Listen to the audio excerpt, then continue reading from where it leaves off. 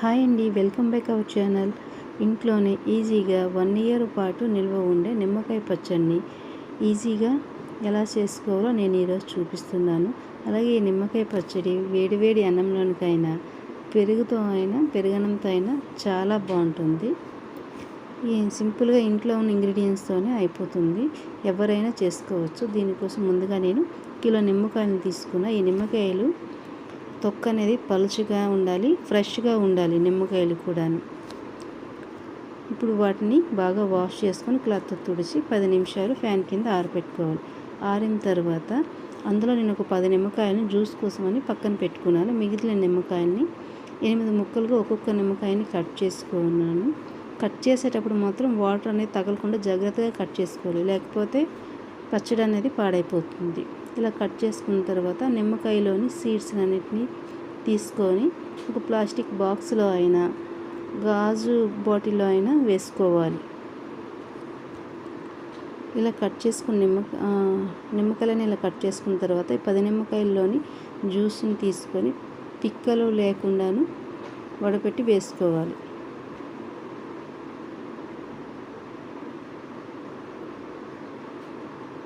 వేసుకున్న తర్వాత ఇప్పుడు అందులోనికి ఒక 50 గ్రాముల వరకు నేను సాల్ట్ వేస్తున్నాను. కావాలంటే మీరు రాళ్ళు ఉప్పు అయినా వేసుకోవచ్చు. రాళ్ళు ఉప్పు అయితే కొంచెం ఎండబెట్టి ఒక 10 నిమిషాలు ఫ్యాన్ కింద ఆరబెట్టి వేసుకోండి, చెమ్మ అనేది ఆరిపోతుంది.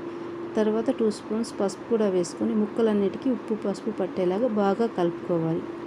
బాగా కలుపుకొని మూత పెట్టుకొని 3 రోజులు ఊరనివ్వాలి.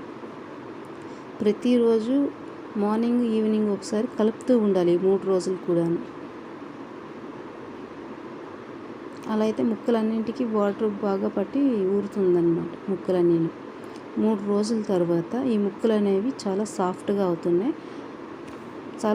అవుతాయి. అయిన తర్వాత ఈ ముక్కల్ని వేరేగా ఒక ప్లేట్లోని తీసుకోవాలి. జ్యూస్ అనేది రాకుండా తీసుకొని ఒక రోజంతా బాగా ఎండనివ్వాలి. జ్యూస్ని కూడా ఎండలోనే పెట్టుకోవాలి. పెట్టుకున్న తర్వాత వీడియోలో చూపించినట్టు ముక్కలు ఇలా డ్రై అయిన తర్వాత ఆ ముక్కల్ని మళ్ళీ జ్యూస్లోనే కలుపుకోవాలి. బాగా కలుపుకున్న తర్వాత ఎక్కువ క్వాంటిటీ అయితే ఇలానే ఫ్రిడ్జ్లో స్టోరేజ్ చేసుకోవచ్చు. అదే తక్కువ క్వాంటిటీ అయితే పోపు పెట్టుకోవచ్చు. నేను కిలో తీసుకున్న 1/2 కిలో వరకు నేను ఇప్పుడు ఈ పచ్చడిని పోపు పెట్టుకోవడానికి తీసుకుంటున్నాను. దానికోసం ముందుగా ఆవపిండిని రెడీ చేసుకుంటున్నాను. 1/2 టీ స్పూన్ మెంతులు, 1/2 టీ స్పూన్ జీలకర్ర, 1 స్పూన్ ఆవాలు వేసి డ్రై రోస్ట్ చేసుకోవాలి. చేసుకున్న తర్వాత మెత్తగా పౌడర్ చేసి పక్కన పెట్టుకోవాలి. ఇప్పుడు పోపు కోసం అదే ప్యాన్లోనే ఒక 4 టీ స్పూన్స్ ఆయిల్ వేసుకుంటున్నాను. ఈ పచ్చడికి అనేది ఎక్కువ ఆయిల్ అయి పట్టదు, కొంచెం ఆయిల్ అయితే సరిపోతుంది. ఆయిల్ హీట్ అయిన తర్వాత కొంచెం తెల్లుల్లి, అలాగే 1 స్పూన్ ఆవాలు, కరివేపాకు, కొంచెం ఒక 1/2 టీ స్పూన్ ఇంగువ వేసుకొని ఫ్రై చేసుకున్నాను. ఫ్రై అయిన తర్వాత ఆఫ్ చేసుకొని ఆయిల్ అనేది చల్లారనివ్వాలి. చల్లారిన తర్వాత నేను ఒక 2 స్పూన్స్ కారం వేసుకుంటున్నాను, మా కారానికి తగినట్టు. మీకు కావాలంటే ఇంకొక స్పూన్ కూడా వేసుకోండి. కలుపుకున్న తర్వాత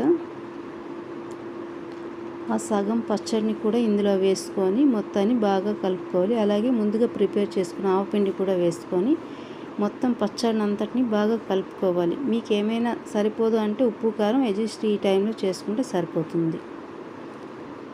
ఇలా చేసుకొని ఒక గాజు బాటిల్ అయినా ప్లాస్టిక్ కంటైనర్లో అయినా స్టోరేజ్ చేసుకుంటే మన నిమ్మకాయ నిల్వ పచ్చడి రెడీ అండి.